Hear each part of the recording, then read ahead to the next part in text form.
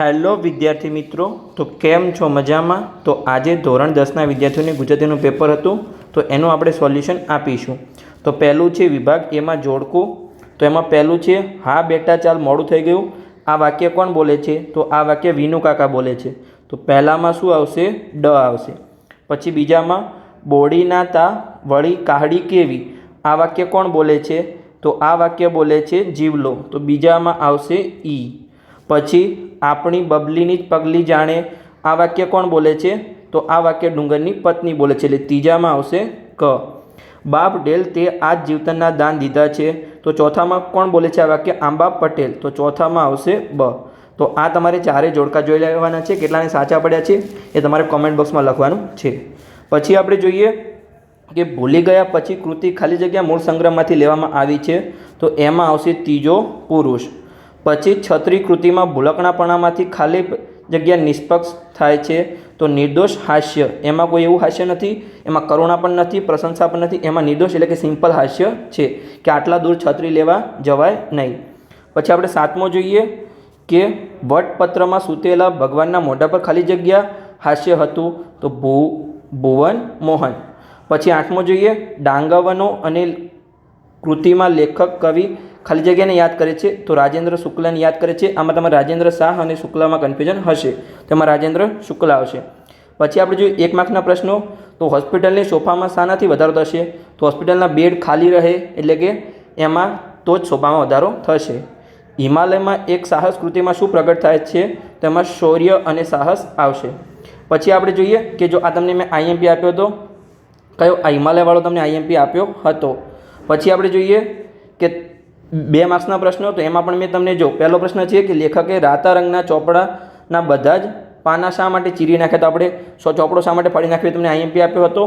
પછી વિરાટભાઈએ મનીષા અને નરેનની સગાઈ શા માટે ના પાડી? પછી ત્રીજો પ્રશ્ન છે ભગવદ્ ગીતા વિશે ગાંધીજીનો અભિપ્રાય લખો. તો વિરાટભાઈએ મનીષા અને નરેનની સગાઈની શા માટે ના પાડી? એ પણ આપણે આઈએમપીમાંથી જ છે. તમારે 2 લખવાના હતા તો 2 આવી ગયા છે. આગળ આપણે જોઈએ કે રેસનો ઘોડો કૃતિને આધારે બાળકના ઘડતરમાં અંચરૂપ થતા પરિબળો વિશે ચર્ચા કરો. તો આવો જ એક પ્રશ્ન સેમ ટુ સેમ આપ્યો તો બંનેના જવાબ સેમ છે, પણ આઈએમપીમાં આપ્યો હતો. બીજો છે કે ભૂખતીએ ભૂંડી ભીખના પાઠના આધારે કાળુનું પાત્ર લેખન કરો. પછી ત્રીજો પ્રશ્ન છે ઢેલ ઘોડીની વફાદારી અને ખાનદાની વિગતે વર્ણવો. આપણે ઢેલ ઘોડીવાળો આઈએમપી પ્રશ્ન આપ્યો હતો, તમારે 2 લખવાના હતા, તેમાંથી તમારે 2 આવી ગયા છે આપણી આઈએમપીમાંથી છે. મેં તમને કીધું હતું બધું આપણી આઈએમપીમાંથી પૂછાય છે, તમે કરીને જજો. પછી આપણે જોઈએ કે વિભાગ બીમાં જોડકા. એની પહેલાં ગણિતનો એક વિડીયો મુકાઈ ગયો છે કે 60 માર્ક્સ તમારે કેવી રીતે મેળવવા. તો એ વિડીયો દરેક વિદ્યાર્થી જોઈ લે તો જ તમારે આઈએમપીમાંથી જો આપણું ગુજરાતીમાં પૂછાયું છે, ગણિતમાં 100% પૂછાશે, એટલે તમારે દરેક વસ્તુ કરી લેવાની છે. તો આપણે જોડકા જોઈએ વિભાગ બીના. તો મેં તમને જો અનુક્રમણિકાવાળો વિડીયો બનાવ્યો હતો કે તમે એમાં સાહિત્યકાર, સાહિત્ય કૃતિ તમે દરેક યાદ કરી લેજો. એ મેં કીધું હતું તમારે 8 માર્ક્સનો આવશે આ જોડકામાં, વિભાગ એમાં ને વિભાગ બીમાં. પણ વિભાગ એમાં બધા કોણ બોલે છે એ પૂછાણું છે, પણ વિભાગ બીમાં તો છે, એટલે 4 માર્ક્સનું તમારે પૂછાણું છે. તો જેને એ વિડીયો જોયો હશે કે કેવી રીતે યાદ રાખવું, તો એને 4 માર્ક્સ રોકડા થઈ ગયા હશે. તો એમાં આપણે જોઈએ તો પહેલું છે કે વિનોદ જોશી. તો વિનોદ જોશી શું છે? હું એવો ગુજરાતી છે. તો પહેલામાં આવશે ક, સાહિત્ય કૃતિ. પછી છે રાવજી પટેલ. તો રાવજી પટેલે કયું લખેલું છે? એક બપોરે. તો બીજામાં આવશે બ. પછી ત્રીજું છે જયંત પાઠક. તો જયંત પાઠકે શું લખેલું છે? વતનથી વિદાય. તો ત્રીજામાં આવશે ઈ. અને ગંગા સતી. તો ગંગા સતી કયું લખેલું છે એમને? તો ચોથામાં આવશે અ, એટલે કે સિલવન સાધુને. સમજ પડી ગઈ? આ હતા આપણે 4 જોડકા. જેને આપણો અનુક્રમણિકાવાળો વિડીયો જોયો છે 8 મિનિટનો, એને આ 4 માર્ક્સ રોકડા થઈ ગયા હશે. આગળ આપણે જોઈએ કે ગંગા સતીએ ખાલી જગ્યાને નજર સામે રાખીને ભજનો રચ્યા હતા. તો પાનબાઈ. આગળ આપણે જોઈએ કે 22મો પ્રશ્ન, મોરલીના આબમાં ખાલી જગ્યાના નામનો મયંક ઉગે છે. તો કોના નામનો મયંક ઉગે છે? કે શ્યામનો. સમજણ પડી ગઈ? આગળ આપણે 23મો જોઈએ કે કુટુંબ જીવનના સંબંધોનું મધુર ચિત્ર ખાલી જગ્યા કાવ્યમાં છે. તો ચાંદલિયો છે. મેં તમને એક આઈએમપી પ્રશ્ન પણ આપ્યો હતો કે ચાંદલિયો કાવ્યના આધારે કુટુંબ જીવનનું વર્ણન કરો. તો એને જે આઈએમપી પ્રશ્નો જોયા છે એને તો ખાલી જગ્યા એમને આવડી ગઈ હશે. પછી વતનથી વિદાય થતાં કવિ વતન પ્રત્યેનો ખાલી જગ્યા અનુભવે છે. તો તલસાટ અનુભવે છે. આગળ આપણે જોઈએ કે ગરીબ સ્ત્રીની ચૂંદણી ક્યાં સુધી સાથ આપે છે? તો કફન. આમાં આવશે કફન. પછી કવિની દ્રષ્ટિએ ભારવાળો મુગટ એટલે કે જવાબદારીવાળો મુગટ. જવાબદારી. પછી આપણે જોઈએ કે આપણા જે બે ગુણના પ્રશ્નો છે એમાં આપણી આઈએમપીમાંથી કેટલા પ્રશ્નો પૂછાયા છે. તો એમાં જો પહેલો પ્રશ્ન છે કે પક્ષીને પામમાં કવિ શું કરવાનું કહે છે, તો એ પણ આપણા આઈએમપીમાંથી છે. પછી બીજો પ્રશ્ન છે કવિ ક્યાં સુધી મવડીની છાય તળે પડી રહેવા માગે છે. પછી ત્રીજો પ્રશ્ન છે ચાંદલિયો કાવ્યમાં કાવ્ય નાયિકા સખીને પોતાના પતિ વિશે શું કહે છે, તો આ પણ આપણો આઈએમપીમાંથી છે. મેં તમને કીધું હતું કે એના ફેમિલી વિશે લખવાનું, એના ગુણો કેવા હોય એ તમારે લખવાનું છે. પછી આગળ આપણે જોઈએ કે 3 ગુણના પ્રશ્નો, એમાં તમારે 2 લખવાના હતા 3માંથી. તો પહેલો જ પ્રશ્ન આપણી આઈએમપીમાંથી છે કે વૈષ્ણવજન કૃતિને આધારે વૈષ્ણવજનના લક્ષણો વર્ણવો. પછી બીજો પ્રશ્ન પણ આપણી આઈએમપીમાંથી છે કે દીકરી કાવ્યના આધારે દીકરીનો ઉચ્ચાર કેવી રીતે કરવો જોઈએ, તમારા શબ્દોમાં લખો. મેં એ પણ કીધું હતું કે તમારા શબ્દોમાં લખવાનું છે. તમે આઈએમપીનો વિડીયો જોઈ આવો, મેં આ શબ્દ કીધો છે, મને યાદ છે.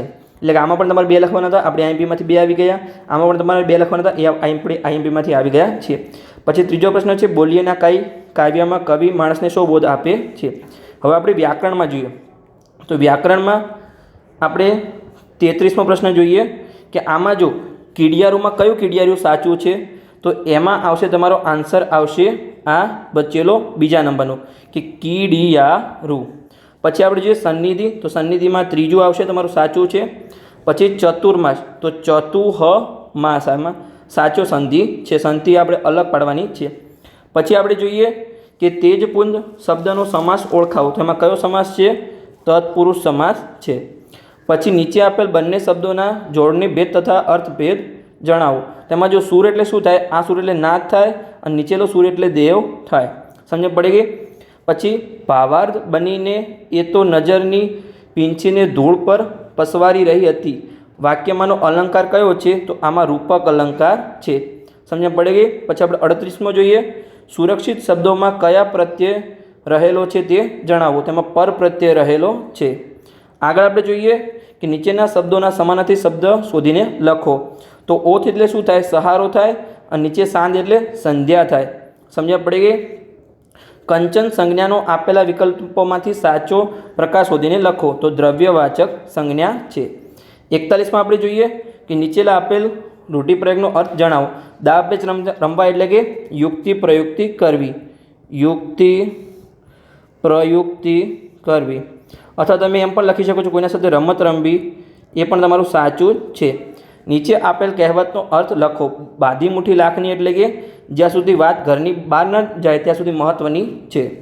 આગળ આપણે જોઈએ કે નીચેના શબ્દ સમૂહ માટે એક શબ્દ આપો. તો શબ્દને ઓઢાડવાનું લુગડું એને શું કહેવાય, કફન કહેવાય. પછી નીચેના શબ્દ માટે વિરોધાર્થી શબ્દ આપો. તો શ્યામ એટલે શું થશે, શ્યામ એટલે કાળો રંગ, એનો સમાનાર્થી શબ્દ થશે ધવલ. જેને શ્વેત સફેદ લખ્યું એ પણ સાચા છે. સમજ પડે કે. આગળ આપણે જોઈએ 45મો કે નીચેના વાક્યને કર્તરી વાક્યમાં ફેરવું. તો જશોદા મૈયાથી કૃષ્ણ કંવરને શણગારાયા છે, તો એનું કર્તરી વાક્ય શું થશે કે જશોદા મૈયા, આપણે લખી જ દઈએ કે જશોદા મૈયાએ કૃષ્ણ કુંવરને શણગાર્યા. તો આ થશે આપણું કર્તરી વાક્ય. પછી તળપદા શબ્દનું શીર્ષ રૂપ લખો. તો ગોફણ તો શું થાય, ગુફા, તમે ગુફા થશે. પછી આપણે 47મો પ્રશ્ન નીચેના વાક્યમાંથી વિશેષણ શોધી તેના પ્રકાર જણાવો. તીર્થ થોડા ડગલા આગળ ચાલ્યો. તો થોડા શું છે, પરિમાણવાચક છે, પરિમાણવાચક. પછી આગળ આપણે જોઈએ 48મો નીચેના વાક્યમાંથી ક્રિયા વિશેષણ શોધી તેનો પ્રકાર લખો. તો તે ઘર કદી ન જઈએ કંચન વર્ષે મેઘ. તો કદી શું છે, એ સમયવાચક છે, સમયવાચક છે. એક તો કદી આપણું ક્રિયા વિશેષણ થઈ ગયું, અને કયું છે તો સમયવાચક છે. આગળ આપણે જોઈએ 49મો તો સૌંદર્ય શબ્દના ધ્વનિ ઘટકો સ્વર વ્યંજનમાં છૂટા પાડો. તો આપણે છૂટા પાડીએ તો પહેલાં સ અડધો આવશે, પછી ઓ આવશે, પછી ન અડધો આવશે, પછી દ આવશે, પછી દ પછી અ આવશે, પછી ર છે તો ર પણ આવશે, પછી અડધો ય આવશે અને છેલ્લે અ આવશે. તો આ આપણે છૂટા પાડ્યા છે ધ્વનિ ઘટકો સ્વર અને વ્યંજનમાં. પછી આગળ આપણે જોઈએ કે નીચેના વાક્યનું પ્રેરક વાક્યમાં રૂપાંતર કરો. તો આપણે પ્રેમ શૌર્યનું ગીત ગાઈએ છીએ, તો પ્રેરક એટલે કે ત્રીજા વ્યક્તિને એડ કરીએ. એટલે કે આપણે કોઈ જોડે ગવડાવીએ, તો આપણે વિદ્યાર્થી તરીકે ઉદાહરણ લઈએ, તો આપણે વિદ્યાર્થીઓ પાસે પ્રેમ શૌર્યનું ગીત ગવડાવીએ છીએ. તમે આવું લખી શકો છો પ્રેરક વાક્ય. પછી આગળ આપણે જોઈએ, નીચેની પંક્તિમાં રહેલો છંદ ઓળખાવો. ભણતા પંડિતની જે લખતા લહીઓ થાય, ચાર ચાર ગૌ ચાલતા લાંબો પંથ કપાય. તો આમાં શું છે, કયો છંદ છે? દોહરો છંદ છે, દોહરો છંદ. પછી આગળ આપણે 52માં જોઈએ, યમન સબલગલા કયા છંદનું બંધારણ છે? તો આમાં શું આવશે? શિખરણી, શિખરણી. આ તમારે ખાસ યાદ રાખવાનું છે. તો આ થઈ ગયા આપણા વ્યાકરણ વિભાગ. હવે આપણે જોઈએ ડી વિભાગ. તો ડી વિભાગમાં તેમને અર્થવિસ્તાર આપ્યા હતા. તો એમાં જ આપણો જે પહેલો અર્થવિસ્તાર છે એ આપણી આઈએમપીમાંથી જ છે. 3 વારના મુદ્દે મળ્યા હૈયું મસ્તકને હાથ, જ્યાંથી ચોથું માગવું, આપણી આઈએમપીમાંથી જ છે. તો તમારે ગણિતનો આઈએમપી વિડીયો પણ મૂક્યો છે મેં, કે 60 કેવી રીતે લખવા. તો એ વિડીયો તમારે ખાસ જોઈ લેવાનો છે, કે આપણી આઈએમપીમાંથી જ પૂછાય છે મેક્સિમમ. પછી બીજો પણ અર્થવિસ્તાર છે, એ તમે જોઈ શકો છો. પછી અહેવાલ લેખન. તો અતિવૃષ્ટિના કારણે તારાજી અને જાનહાનિનું અહેવાલ લેખન 100 શબ્દોમાં લખવાનું છે. આગળ આપણે જોઈએ કે શીર્ષકની ત્રીજા ભાગનું કરવાનું છે, એ તો યોગ્ય શીર્ષક આપવાનું હતું, એ તો તમને આવડી જશે. પછી છે સૌથી મહત્ત્વનું નિબંધ. તો નિબંધમાં મેં કીધું હતું કે 3 નિબંધમાંથી 2 નિબંધ તો આપણી આઈએમપીમાંથી હશે ને હશે. તો પહેલો નિબંધ છે માતૃભાષાનું મહત્ત્વ. તો તમારે જોઈ આવો. મેં તમને કીધું હતું કે 21 ફેબ્રુઆરીએ વિશ્વ માતૃભાષા દિવસ છે, એટલે કે માતૃભાષાનો નિબંધ પૂછાઈ શકે છે. તો એ આપણી આઈએમપીમાંથી જ છે. અને મેં તમને આવું પણ કીધું હતું કે 21 ફેબ્રુઆરી છે, નજીકમાં છે પરીક્ષાની, એટલે તમારે પૂછવાના ચાન્સ 100% છે, એટલે પૂછાયો પણ છે. પછી આપણે જોઈએ બીજો નિબંધ છે નારી તું નારાયણી.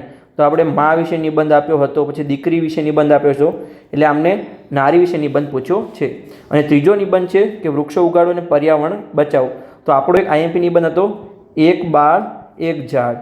તો એમાંથી જ આ આઈએમપી પ્રશ્ન છે કે નિબંધ આપણો એક ઝાડ. તો 3 નિબંધ આમ તો કહી શકાય કે આપણી આઈએમપીમાંથી જ પૂછાયા છે. તો મેં કીધું 2 નિબંધ તો પૂછાયા છે, પણ 3 પૂછાયા છે. વિચારો તમે, 3 આપણી આઈએમપીમાંથી જ છે. એટલે તમે ગણિતનો વિડીયો જોઈ લેજો, કેમ કે ગણિતમાં મેં હમણાં જ વિડીયો બનાવ્યો છે કે 60 ગુણ કેવી રીતે મેળવવા. સંપૂર્ણ રિવિઝન કરાવ્યું છે, અને પછી તમને ઉદાહરણ અને સ્વાધ્યાયના આઈએમપી પ્રશ્નો પણ આપ્યા છે. તો વિડીયો તમારે દરેકને જોવાનો છે, અને તમારા મિત્રોને પણ કહેવાનું છે કે આ સર જે આઈએમપી આપે છે એમાંથી પેપર પૂછાય છે. તો તમારે 100% તમારા મિત્રોને વિડીયો શેર કરવાનો છે, અને ચેનલને અવશ્ય સબસ્ક્રાઈબ કરવાની છે.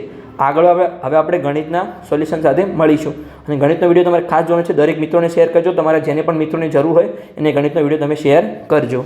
તો બસ આજે તો આપણું ગુજરાતી વિષયનું સોલ્યુશન. અને તમારે કેટલા માર્ક્સ આવ્યા છે કોમેન્ટ બોક્સમાં તમે લખજો, કે મારે આટલા 70+ માર્ક્સ થાય છે, 65+ માર્ક્સ થાય છે. તમારે જેટલા પણ માર્ક્સ થતા હોય એ તમારે કોમેન્ટ બોક્સમાં લખવાના છે.